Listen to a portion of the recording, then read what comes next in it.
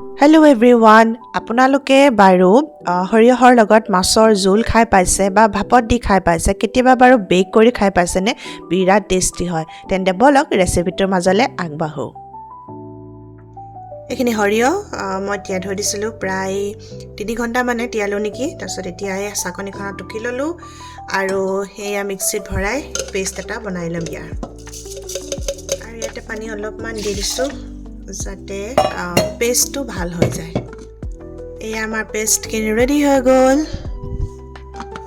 যেহেতু মই বেক কৰিম সেইকাৰণে একেবাৰে এনেকুৱা বেকিং এটা টিন লৈ লৈছোঁ আৰু প্ৰথমতে তো ইয়াতে দি দিম যিমানখিনি মানে মই পেষ্ট বনাই থৈছিলোঁ যে গোটেইখিনি ইয়াতে দি দিম আৰু মাছত মই আজি ব্যৱহাৰ কৰিছোঁ সালমন মাছ এইটো সাগৰৰ মাছ হয় ইয়াতে সাগৰৰ মাছে প্ৰায় পোৱা যায় নদীৰ মাছ পোৱা নাযায় সেইকাৰণে এটোকে ব্যৱহাৰ কৰিছোঁ মই ইয়াতে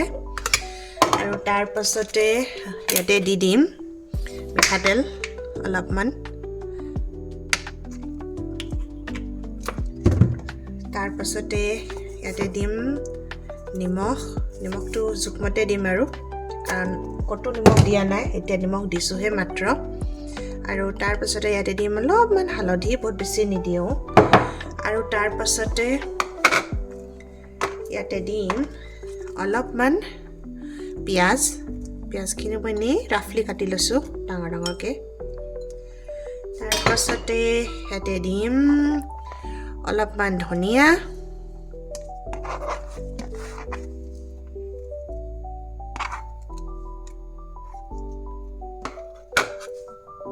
আৰু হাতেৰে মিক্স কৰিম মই গোটেইখিনি যিমান মানে পাৰোঁ আৰু ধুনীয়াকৈ হাতেৰে মিক্স কৰি দিম যাতে প্ৰতিডোখৰ মাছতে আমাৰ যিটো মেৰিনেশ্যন আমাৰ যিটো মছলা ৰেডি কৰিছোঁ মই সেইটো দিম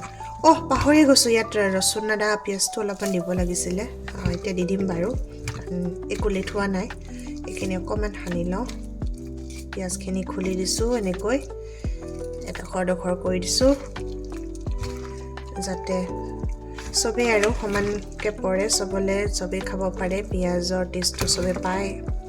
আৰু মছলাৰ টেষ্টটো ধুনীয়াকৈ সোমাই যায় যাতে এতিয়া ৰ'ব অলপমান ৰচুন আদা দি লওঁ আৰু এয়া অলপমান প্ৰায় আধা চামুচ একেবাৰে সৰু হয় চামুচখন এখন চামুচেৰে জোখৰে এইখিনি ৰচুন আদা দিলোঁ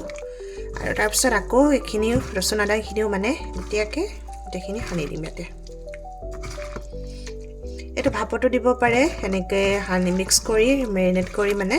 আৰু মই কিন্তু আজি বেকহে কৰিম ভাবিছোঁ মই ভাপত নিদিওঁ ফইলত বান্ধি দেখিছোঁ বা এনেকুৱা ষ্টীলৰ টেমাটো বান্ধি ভাপত দিয়ে তেতিয়াও ধুনীয়া হৈছে চবৰে দেখিছোঁ কিন্তু মই ভাবিছোঁ মই বেক কৰিম এয়া ৰেডি হৈ গ'ল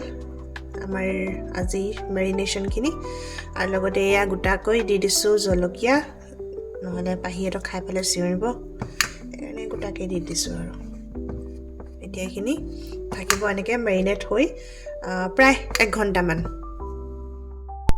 আৰু 1 ঘণ্টাৰ পাছত এইখিনি আমাৰ মাছখিনি মই উলিয়ালোঁ আৰু তাৰপিছত এখন ফইল লৈ এইটো মই এনেকৈ বান্ধি দিম আৰু 200 ডিগ্ৰীত প্ৰিহিট কৰি ৰাখিছোঁ অভেনটো এইটো বেক কৰিম আধা ঘণ্টাৰ কাৰণে এইখিনি দেখিছে মই আধা ঘণ্টাৰ কাৰণে বেক হ'বলৈ দিছোঁ আকৌ আধা ঘণ্টা হৈ যোৱাৰ পাছতে মই এয়া গোটেইখিনি উলিয়াই আনিলোঁ আৰু চাইছোঁ কেনেকুৱা হৈছে আৰু তাৰপিছত অলপমান চামুচখনেৰে ইলুটি কৰি দিছোঁ আৰু মানে যিটো মেৰিনেশ্যন আছিলে আমাৰ সৰিয়হ আছিলে গোটেইখিনি মিক্স কৰি দিছোঁ আৰু এতিয়া মই আকৌ বেক কৰিম আধা ঘণ্টাৰ কাৰণে এতিয়া খালি ফইলখনে বান্ধি নিদিওঁ এনেকৈ বেক কৰিম আৰু আধা ঘণ্টাৰ পাছত এয়া মোৰ মাছখিনি চাওক এনেকুৱা হৈছে আৰু ধুনীয়া হৈছে সিজিব সিহঁতি আৰম্ভ কৰিলেই অলৰেডি আৰু যিহেতু মই ড্ৰাই কৰিম বুলি ভাবিছোঁ সেইকাৰণে মই আৰু 15 মিনিট ঢাকনিখন বন্ধ নকৰাকৈ মই বেক কৰিলোঁ আৰু তাৰ পাছত প্ৰায় 45 মিনিট মানে whole total time 45 minute bake কৰাৰ পাছত এয়া মোৰ আজিৰ ৰেচিপি মাছৰ ৰেচিপি বেক ৰেচিপি ৰেডি হৈ গ'ল আৰু এয়া চাওক মই আকৌ চাইছোঁ সকলোফালে ভালকৈ সিজিলে নে সিজা নাই সকলোফালে ধুনীয়াকৈ সিজিছে আৰু মই যিহেতু গ্ৰেভি কৰা নাই আজি মই ড্ৰাই কৰিম বুলি ভাবিছিলোঁ সেইকাৰণে মই বিনা মানে ঢাকনিখন লগাই এনেকৈ সিজালোঁ আপোনালোকে যদি গ্ৰেভি ৰাখিব বিচাৰে তেনেহ'লে ঢাকনিখন বন্ধ কৰি ৰাখিব পাৰে তেতিয়া অকণমান গ্ৰেভিটো থাকি যাব আৰু এয়া অলপমান ভাঙি দেখালেও দেখিছেনে মাছ পিচ কিমান ধুনীয়াকৈ সিজি গৈছে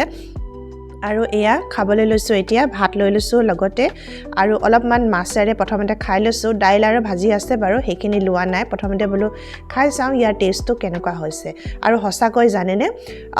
সৰিয়হৰ লগত মাছ পিঁয়াজ ধনিয়া এই সকলোখিনি মিলি বিৰাটেই সোৱাদ লগা হৈছিলে আজিৰ এই মাছৰ আঞ্জাটো আৰু আপোনালোকেও কেতিয়াবা ট্ৰাই কৰি চাবচোন বিৰাট বেছি ভাল লাগে খাবলৈ আৰু আজিৰ ভিডিঅ'টো ইয়াতে শেষ কৰোঁ কেনে লাগিলে ক'বলৈ নাপাহৰিব আৰু অন্য এটা ভিডিঅ'ৰ সৈতে পুনৰ লগ পাম তেতিয়ালৈকে সকলো সুস্থ থাকক